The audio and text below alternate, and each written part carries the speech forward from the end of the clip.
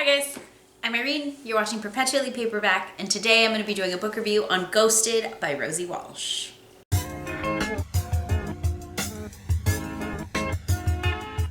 So I'm going to set this book down for probably most of this. I'll put the book up in the corner.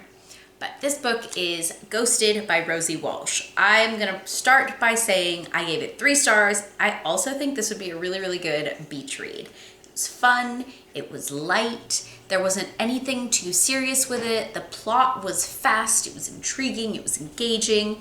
I would say this is a really fun one to take on vacation if that's something that you're looking for right now specifically. So a little bit about the book. This book follows Sarah, and Sarah she's originally from the UK. She is currently living in California, and we meet her as she's going through this divorce. She's had a lot of things in her life that have kind of turned it upside down, if you will, but she's at the point where she's doing much better. She's got a charity in California.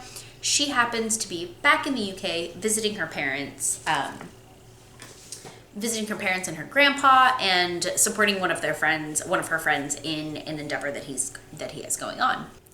While she's in the UK, she ends up meeting this guy named Eddie, and she and him have this week-long, super insta-love romance. And I'm not usually a huge fan of insta-love, however, the whole book is basically insta-love, so to some extent you're kind of like, you're willing to go with it a little bit more.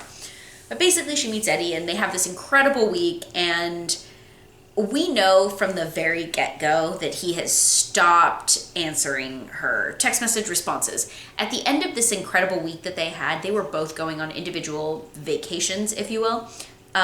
Rosie was going to California, and Eddie was going on vacation to Spain. After this, after they both kind of part, she all of a sudden is exactly what the book says, completely ghosted from him, or by him. And she is just going crazy. She is 100% believing that this was a real connection, but she pretty much spends the couple weeks acting like an incredibly crazy person, trying to track down this dude, and at some point she actually gets very concerned as far as what happened to him. So then we go down this rabbit hole of different things that are happening that kind of progress the plot. There are things that took place in her young life that now come to play in her adult life. She has some traumatic, she went through a really traumatic thing in her childhood, and it has kind of followed her through her adulthood, and it's sort of surfacing a little bit more as she's kind of going through this divorce. She's sort of addressing her support system near her, and at this time, Eddie pretty much comes and is like this savior sort of, and then he just doesn't talk to her anymore. She can't get a hold of him. She doesn't know what happened to him. She thinks something really horrible happened to him, and as time goes by, she starts to understand that maybe he isn't talking to her. However, there are weird things that are happening in the story that would lead someone to kind of question, are they crazy? Am I being stalked? This book had a lot of red herrings, and in a lot of ways that was actually really cool. That's why I think it would be a really good beach read, because it was very light, but also there was enough that kind of kept you wondering what exactly was going to happen in the story. So that was really nice. All in all, there were some plot devices that I didn't love. Like there were certain things that kept kind of coming up. At one point towards the end, I thought that that thing that kept coming up would happen again. So it felt a little bit repetitive as far as on the writing side. Towards the end, I found that for me, the actual outcome of the story wasn't that worth it, I guess. I don't know. I think I'm a harsh critic. This was a book that was picked by my book club. I'm glad I read it, because I love that book club introduces me to books that I wouldn't pick up on my own, and I appreciate that very much. Whether I like the book or not, it doesn't really matter. I appreciate that I was able to I appreciate that I'm able to expand my horizons with what they pick. So in that sense, I liked it.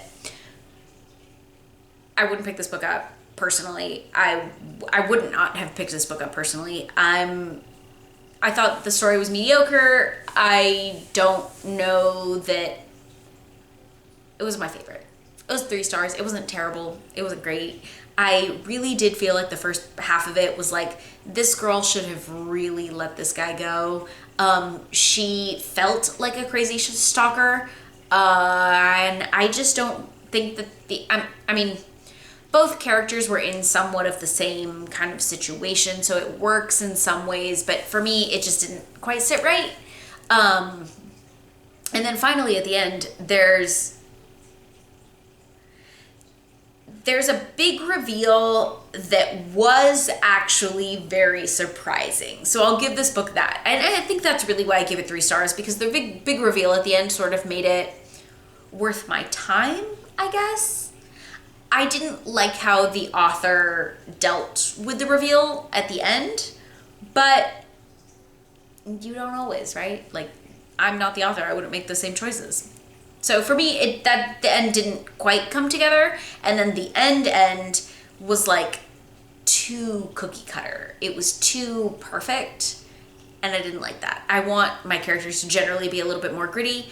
However, this was a great beach read, because on the beach, I'm not trying to, like, I don't want to sit on the beach and read a story that's going to make me cry. This wasn't that. This was really enjoyable. It was very fun. It was lighthearted.